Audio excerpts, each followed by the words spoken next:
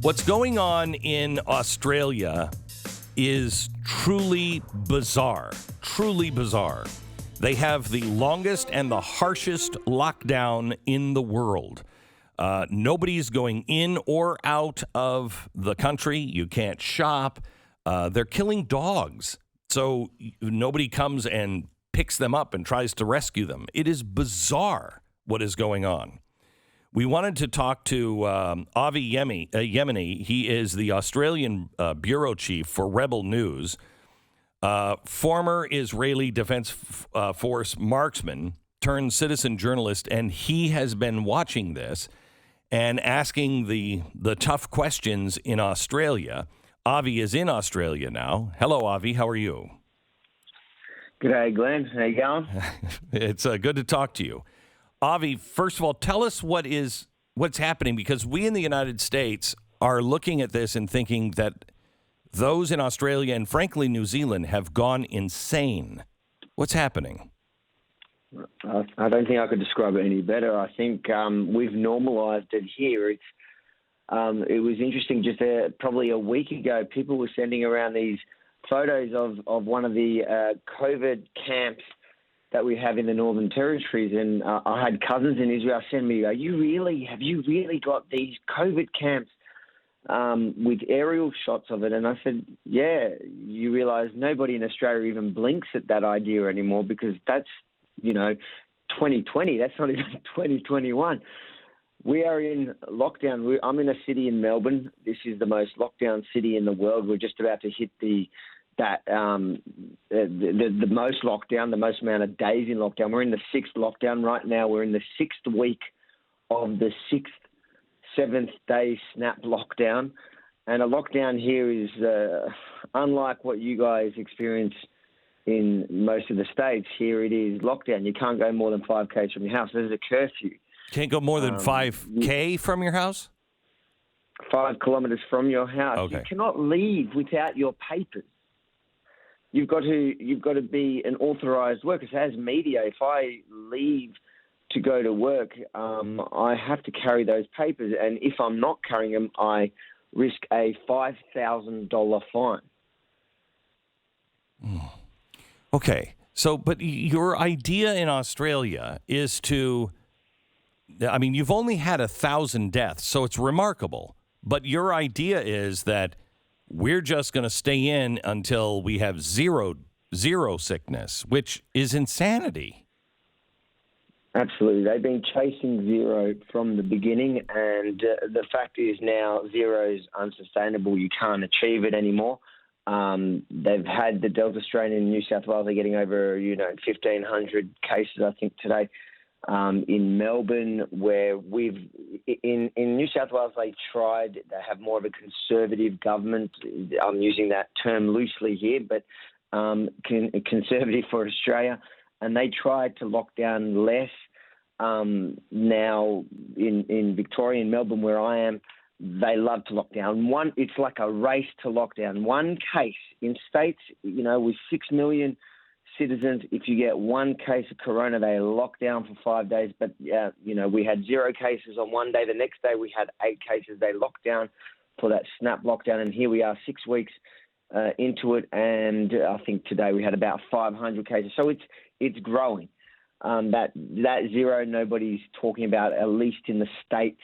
In the states that are currently in lockdown, they're not chasing those zeros anymore. But in the other states where they don't have any cases, they've become a nation unto themselves. We cannot, I can't travel. I'm a dual citizen, Australian, Israeli. My mum, my grandma, a lot of my family's in Israel. I haven't seen them for 2 years. I cannot get there as a dual citizen to visit my own family.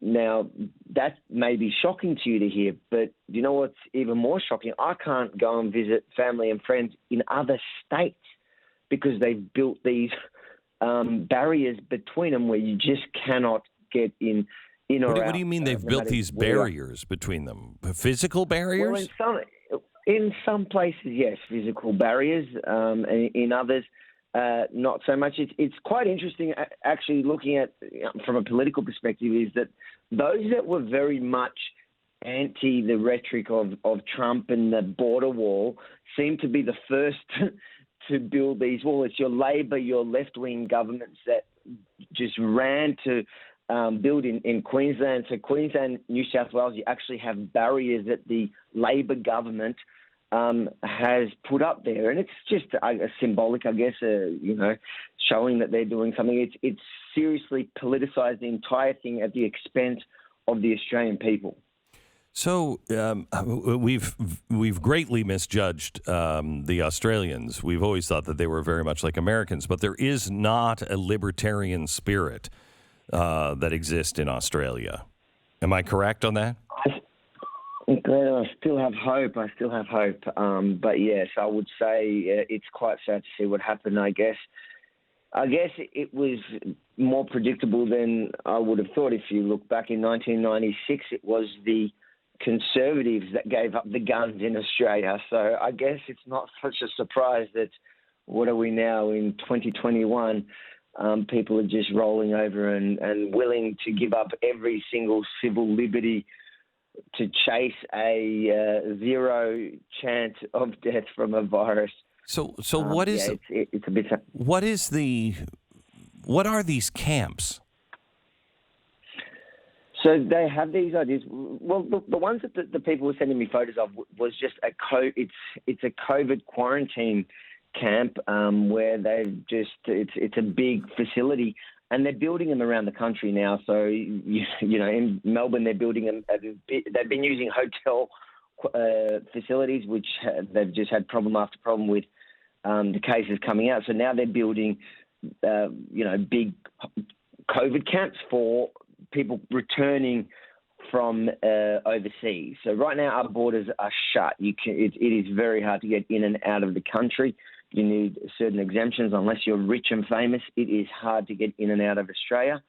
So the idea is that once the population is 70 to 80% vaccinated, double vaccinated, or by that point, who knows what number vaccination they're going to be talking about, but whatever the fully vaccinated means at that point, then they can open the borders, and anybody travelling in from overseas would, I imagine, have to stay at these quarantine camps. We don't know. Everything keeps changing. The goalposts keep moving.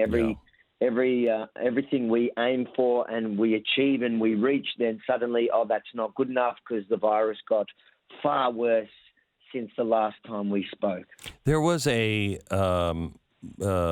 audio that I heard, a video that was going viral around America, where you had somebody in the Ministry of Health saying, we're going to vaccinate this number of children at the stadium, and parents are not allowed to attend. Did that happen? Is that true? You're just taking children? I don't know what the audio is, but these days I would not be surprised. Now they're talking about the push for so now they're pushing for 12 and above in schools. I don't think at this point it's not against the will of the parents. I haven't seen anything like that, but I wouldn't be surprised.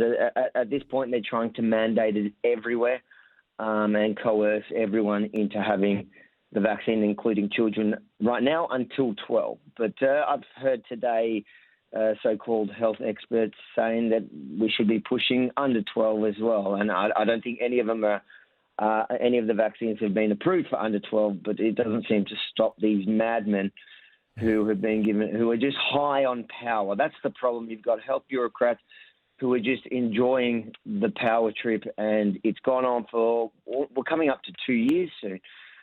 And it's got to stop. I don't know how much more Australians can put up with this, but it is scary. It is scary to see it happen and unfold. And, we look, a couple of years ago, we were so free, and we would have never expected that this kind of restrictions could sustain more than that first 14 days to flatten the curve. If you would have asked me in those first 14 days, I would have thought there was no chance. But here we are, and I think, I'm hopeful that there is a bit of libertarian spirit, and people stand up and realize that they've been taken for a ride. But it is scary how many people. Have you heard what the plan? I mean, once you open this up, you're going to get travelers, and you're going to get sick. I mean, you just can't do this. It's your problem. They won't let you in, Glenn, because you make too much sense.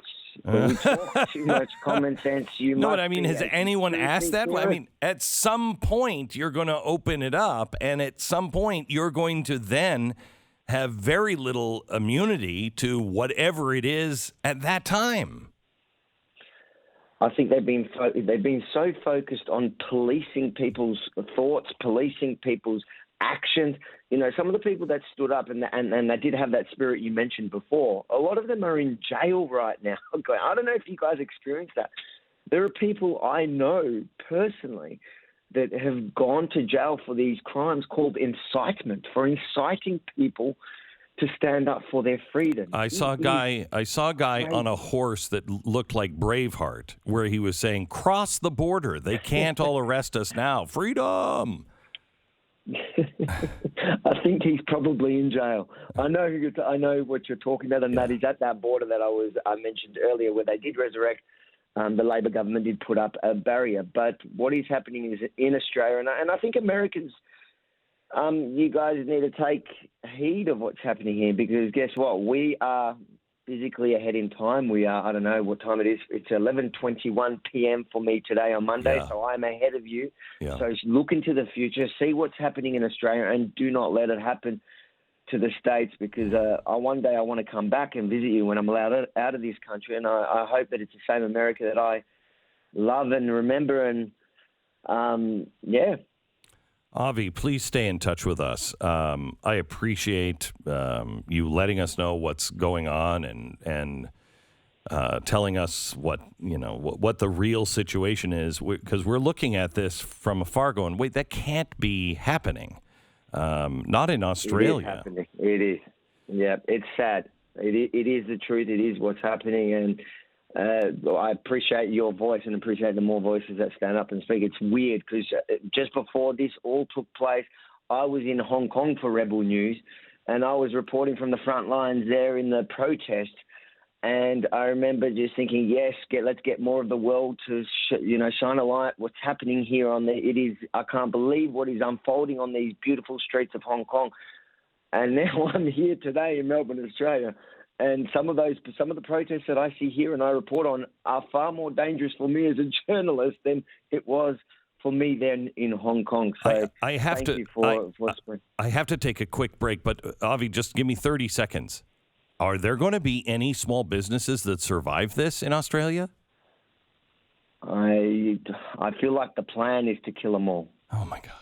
And they may succeed. Avi Yemini, he is the Australian Bureau Chief of Rebel News from Australia. Thank you so much for staying up so you could be on the program with us. I appreciate it. Thanks for having me, Glenn. You bet.